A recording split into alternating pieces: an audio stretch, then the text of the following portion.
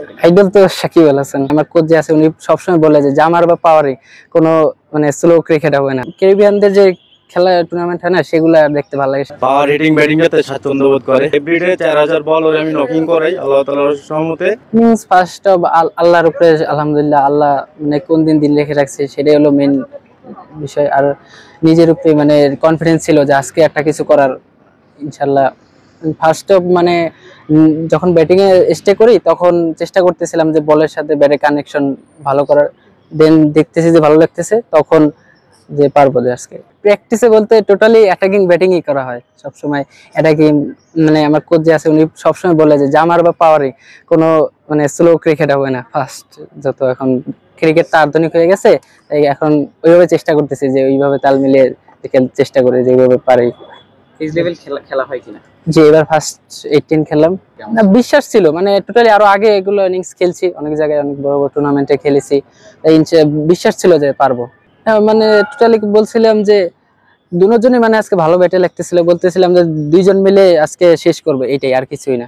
জি মানে ফার্স্টে তো ওরা আমাদের ফল হয়েছে মোটামুটি 50 রানে 2 উইকেট যখন পড়ে গেছে তখন তো একটু ব্যাকফুটে চলে গেছিলাম। তখন দুইজন মিলে আস্তে আস্তে মানে আমি এক সাইড মানে একটু হিটিং করতেছিলাম, ওকে বলছি তুমি রাখো। শেষের দিকে কি পুরোটাই স্বপ্নের মতো মনে হয়েছে নাকি, মানে একটা পার্টনারশিপ 699 রান? এটা তো অবশ্যই, এটা তো অবশ্যই টোটালি বলতে মানে ক্যারিবিয়ানদের যে খেলা টুর্নামেন্ট হয় না সেগুলা দেখতে ভালো লাগে। সেগুলো মানে এই যে পাওয়ার হিটিং মানে যত মানে পাওয়ার হিটিং খেলা হয় তো সেই খেলাগুলো বেশি দেখতে ভালো লাগে। এই জায়গায় রান বেশি। পছন্দের কোনো প্লেয়ার আছে? আইডল তো সাকিব আল হাসান। এটা তো জি একটা ছিল 258 ছিল, এটার পর থেকে ইন্সপায়ার হয়েছে যে আরো পারবো আরো করবো। জি ও আর আমি আরো ছোটবেলা থেকে খেলতেছি। ও ও আমাকে অনেক হেল্প করেছে যে আজকে রান করতে গিয়ে লাস্টে তো আপনার ওভার কম ছিল, ও স্ট্রাইক আমাকে দিয়ে দিয়ে খেলিয়ে আমার মানে রানটা একটু বেশি করাতে হেল্প করেছে। এই তো থ্যাংক ইউ। আসলে আলহামদুলিল্লাহ আজকে নিজের কাছে অনেক আনন্দিত মনে করতেছি। আসলে ওই নিয়ে আজকে থেকে 2 বছর আগে আমি কাজ শুরু করি। মূলত থাকা খাওয়াতে শুরু করে A to Z ওর সাথেই আমার 24 ঘন্টা কাটে। আল্লাহ তাআলার অশেষ রহমতের আগেও প্রায় অনেকগুলা সেঞ্চুরি মারছে, ডাবল 100ও আছে, কিন্তু আজকে যা করছে আলহামদুলিল্লাহ আল্লাহর কাছে লাখ লাখ শুকরিয়া। আর ও পাওয়ার হিটিং ব্যাটিং এতে স্বাচ্ছন্দ্য বোধ করে, বিশেষ করে T20টা অনেক ভালো আরো। আর আজকে যা করছে তো লঙ্গার ভাষণ ওডিআইতে।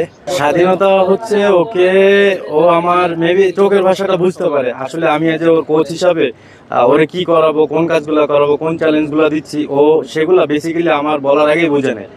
এদিক থেকে অনেক এক্সপার্ট আল্লাহর রহমতে, এবং প্রতিটা কাজকে চ্যালেঞ্জ নিয়ে ও সফলতা অর্জন করে। ওর মূলত পার ডে 4000 বল ওরে আমি নকিং করাই আল্লাহ তাআলার রহমতে। এমন কোনো ডে নাই, এভরিডে 4000 বল ওরে আমি নকিং করাই আল্লাহ তাআলার রহমতে, এবং এটা ডেলি দিন চলে। এবং প্রতি সপ্তাহে প্র্যাকটিস গেম তো থাকেই 2টা করে, লঙ্গার ভার্সন T20, সব জায়গায় আল্লাহর রহমতে রেজাল্ট অনেক ভালো করে।